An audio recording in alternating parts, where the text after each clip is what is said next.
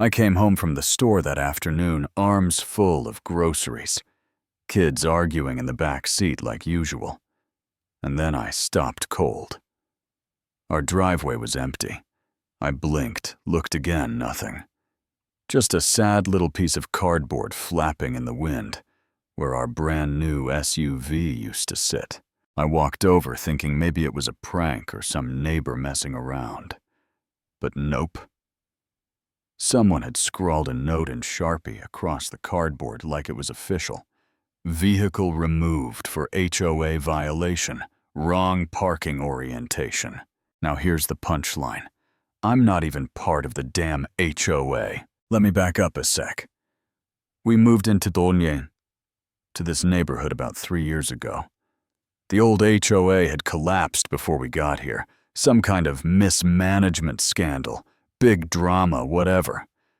What was left was a few folks who couldn't let go of the power trip, so they made their own version, called themselves the Sunridge Community Guardians. Yeah, sounds like a low-budget superhero group. Anyway, these guardians started mailing out notices, setting rules, collecting fees, all without any legal authority. I never signed a thing. I told them flat out more than once that I wasn't part of it. I even showed them legal proof. Didn't matter. According to them, because the previous owners of my house were in the HOA, I had some kind of lifetime obligation. Like being part of their cult was tied to the deed. At first it was just annoying. They'd send letters, leave flyers taped to my door, trying to make it look official with fake letterheads.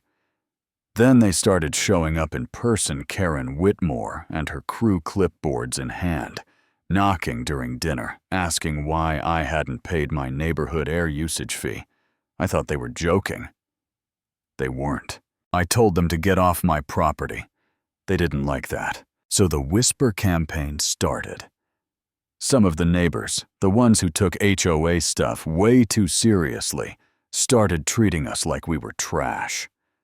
Rumors flew that we were delinquent, rude, didn't mow the lawn, right, that our kids were disruptive. Someone even said our recycling bins lowered the visual harmony of the block. Then came the SUV scratches. Deep, deliberate ones down the side. I figured it was some punk kid.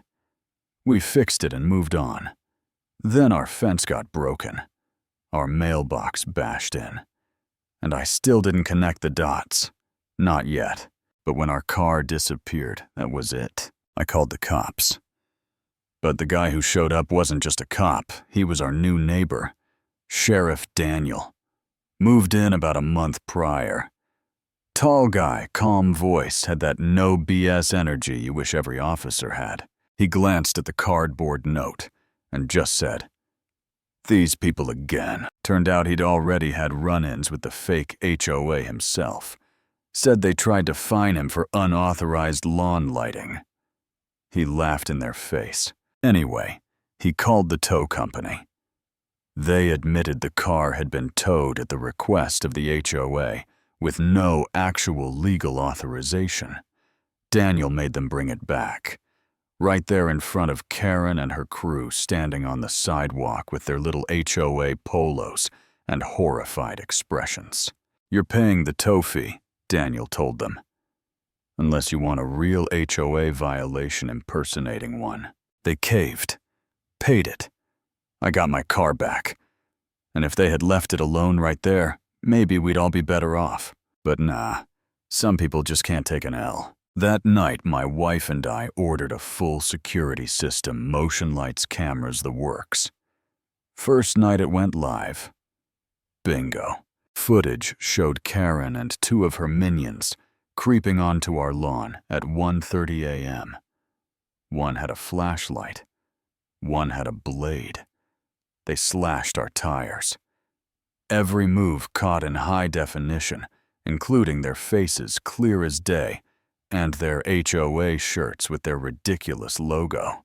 They didn't even try to hide. We handed the footage to Sheriff Daniel. He smiled when he saw it, like he'd been waiting for this moment. Said I'll take it from here.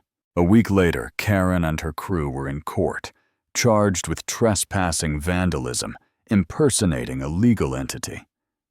Their lawyer tried to throw up some nonsense about community standards, but the judge wasn't buying it, especially when he saw the video of Karen waving her little knife around like it was a neighborhood badge of honor. Each of them got a year in county jail, plus fines. Karen cried in court.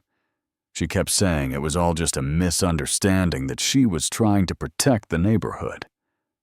The judge said, "You're not protecting anything except your own ego."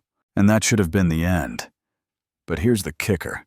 Suddenly the neighbors who avoided us, the ones who crossed the street when we walked by, they started showing up, one by one, with cookies, with apologies, with this whole "we didn't know" routine. I mean, some of them seemed sincere. Some looked embarrassed.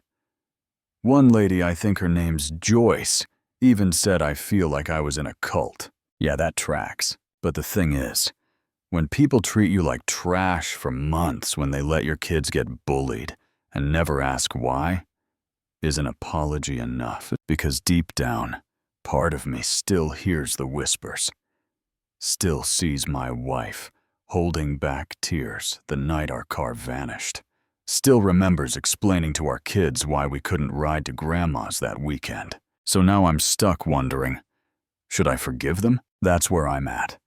My family's safe. Karen's behind bars. We've got our car, our cameras, and our peace, at least for now. But trust, that's not so easy to get back. So tell me this: if it were your neighborhood, your family, your home, would you forgive the people who stood by and watched it happen? Drop your thoughts in the comments. I want to hear what you'd do. And if you've ever had to deal with a fake HOA, a nosy neighbor, or some petty power tripper, you're not alone.